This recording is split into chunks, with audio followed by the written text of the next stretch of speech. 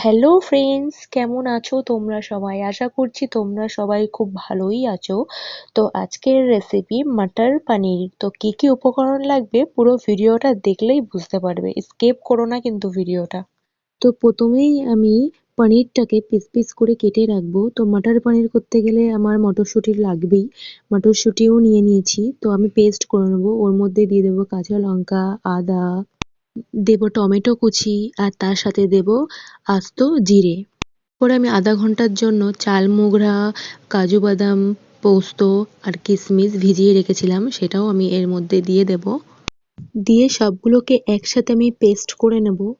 তো বন্ধুরা, এটা তোমরা ঘরোয়া করতে পারো, ভীষণই ভালো আর খেতে খুব টেস্টিও হয়েছিল। চেষ্টা করতে পারো তোমরা বাড়িতে এটা। তো সবগুলোকে আমার পেস্ট করা হয়ে গেছে, তোমরা এক্ষুনি দেখতেই পাবে।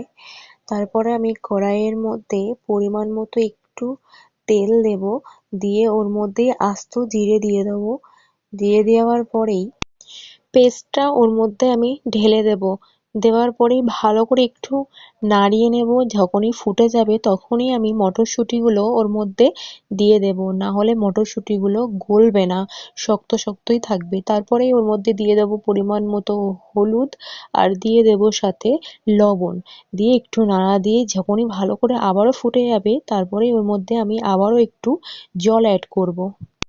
তারপরেই আমি ওর মধ্যে দিয়ে দেব পনির।